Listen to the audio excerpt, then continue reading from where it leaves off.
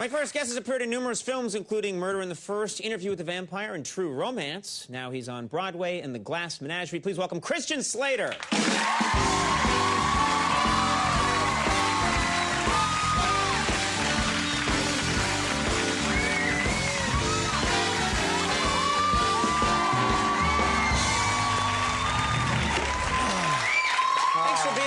My pleasure. Thank you. Thanks for having me. You know, a couple of things to ask you. First of all, a lot of celebrities these days kind of secretly are the voice of different products, different commercials. Do you know what I mean? What happened? You just see someone you know? Sorry, no, I see a friend, yeah. Okay, I'm going to have that person to leave. You're distracting the guest. Oh, excuse me. But, you know, there are a lot of people that secretly do ads for different companies, and you'll hear the celebrity's voice, and you'll think, I think that was Gene Hackman, but they never say, I thought I heard you the other day in a commercial, but I can't remember which one it was. What is your thing that you do? Panasonic. Ideas for life. That's what I do. No, that wasn't it. That's it. I'm kidding. No, really. So that's a pretty good gig because it's a pretty good gig. Yeah, you go in. It takes about 30 seconds. You walk in. It's you know, you're in and out, and they're very nice company. Yeah, they're very good. Oh, yeah, I like how you added that in, huh? Yes, very nice. And very the people nice at Panasonic are terrific. They're lovely. Nothing better. Nothing better than Panasonic. I would kill for a gig like that. You know, you go in, I can't, my voice is no good for commercials. Sometimes I get it, like, animal crackers, they're real cool. There you go. Yeah. They're animals, try them, kids. Those are the kind of commercials that I could get. Perfect. We put peanut butter in the toothpaste. Oh, my God. But those don't pay much. Those pay like 40 cents. But you, Christian Slater, can walk in, what was it? Panasonic? Yeah, Panasonic. Ideas for life. Oh, now, hey, you got to understand that that putting that little pause between ideas for life, I came up with that. Nice. Thank you. Thank you.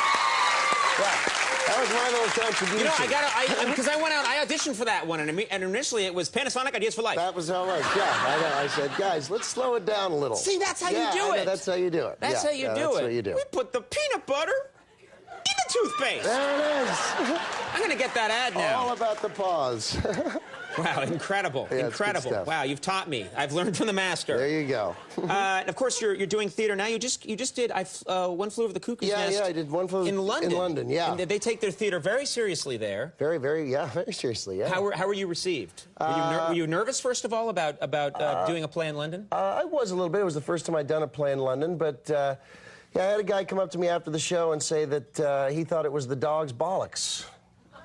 Yeah, which is supposedly, you know, I mean, they do speak differently over there. Yes, they do. It's the highest compliment. Oh, that's a good thing. It's a good thing. See, I wouldn't know. Yeah, I know. I was definitely, for when he said it, I was like, oh, boy, that was a little disconcerting. But right. Yeah, but then he told you, no, governor, it's all up and up. Yeah, no, he meant it in the most complimentary way. The dog's bollocks is a good thing. Yeah, see, that's the thing. I'm sure the next time I'm in London, I'm going to remember that you said that. Yes. And I'll have like a good meal, and I'll say, this was the dog's bollocks. And they'll dump water and I'll on be your head. beaten senseless. What do you mean, Oh, sir? dog's bollocks is it? You sneak. That's the problem. When you do it, it works. When I do it, it doesn't work. Oh, gosh. Now, I have to ask you, part of my job is to investigate celebrity rumors, and there's a rumor right now, it's in all the tabloids, that you're involved with Lindsay Lohan. Ooh. And I gotta ask, it's part of my job. I'm on Access Hollywood. There you go. No, what is there anything going on here? What's going on? Basically, I'm just trying to lay low, not lay Lohan. Thank you very much. Nice. Thank you. What's that? I've just been told you lost the Panasonic gig. They did not like that. There was no pause. No pause. Should I try it again with the pause? Yeah, try it with the pause. I'm just trying to lay low, not lay Lohan. Yeah, see? That's better, yeah. It's just better. This works. That's crazy. These rumors those are nice rumors to have about you. Yeah, it's incredible. I mean, there's probably going to be a new one soon, because actually on my way over here, I was in the car, you know, and I'm driving down 79th Street, and she's shooting the movie right there on 79th Street. She's doing a taxi cab scene, and I got my window down, and I look over and go, oh, my gosh, you know, and the guy who's playing the cab driver, he sees me. Right. I say, oh, is that, is Lindsay in the back of the car? He says, yeah. I said, well, give her my best, and then I drove on, so I'll be stalking her now. Right. That's what that'll be, yeah. Yeah, Slater was seen creeping around on the set. I know. Then on late night, he said, I want to lay Lohan. No. No. They'll get it wrong. Nuts. That's the problem. I know. They'll get it wrong. All right. Yeah. They'll even have you... it won't even be me you're talking to. It'll be like, we're talking to Koppel, he said. Yeah. Now, let's learn about you, your private time, okay? Yeah. What do you do for fun? What does Christian Slater like to do to relax? Let's see. Well, there's, you know, certain things that I enjoy doing, but You filthy man. I know. There were things going through my mind there that were inappropriate. But I go to karaoke, you know, bars, things like that. Do you? That's good that someone can admit it. I think karaoke's really fun. I think a lot of people are afraid to say they enjoy karaoke. No, yeah, you know, I've always been a huge fan of Sinatra, so you know, I'll go in there and sing a few Sinatra tunes. Yeah, it's great. Oh, those are cool things to pick. Yeah, they're fun. I always pick the Charles in Charge theme, and then I'm asked to leave. But anyway, so you're doing. I bet you don't even know that song. I don't. He's in charge of our days and our nights. There you go. Charles in charge of our wrongs and our rights. I want Charles in charge of me. That's a good song. That is a good song. Duran Duran does a cover, which they're going to do later. Fantastic. Yeah. God, I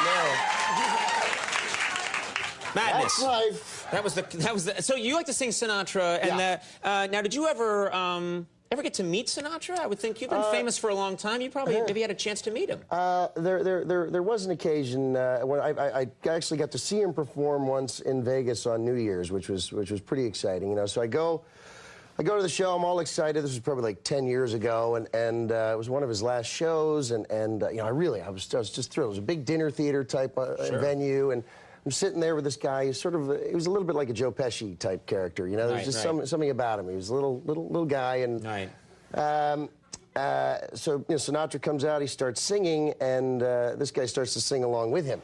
Oh, you know, that's annoying. so that was rather annoying. You know, you go there to hear Sinatra sing, and I'm dealing with this little Joe Pesci guy who let me know earlier in the meal that he was connected.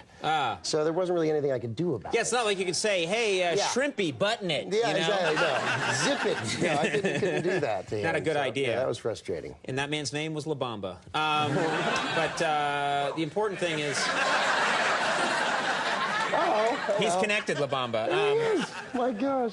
I know that your mom was in the business for a long time, and when you were growing up, and so you got to meet celebrities when you were a kid, right? Oh yeah, that's true. There were celebrities every now and then would show up at parties, and I mean, when I was about, I think, 6 or 7, William Shatner showed up at...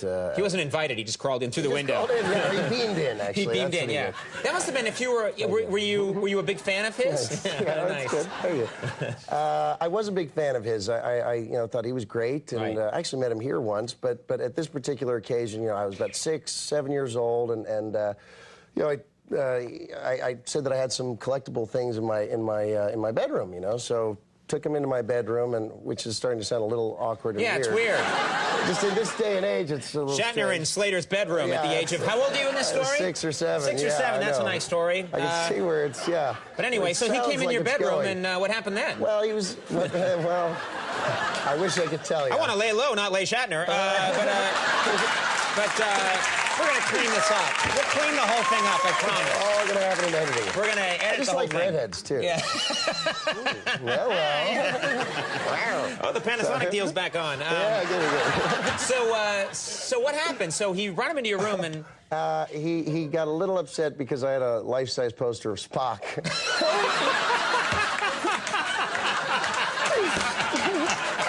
I love Shatner getting mad about that. What's going on? I was a 6-year-old kid. Oh, yeah. God, I know. Screaming at a 6-year-old, I outrank Spock. Where's my life-size poster? Yeah. Oh, he probably sent you one. He hand-delivered it. Exactly.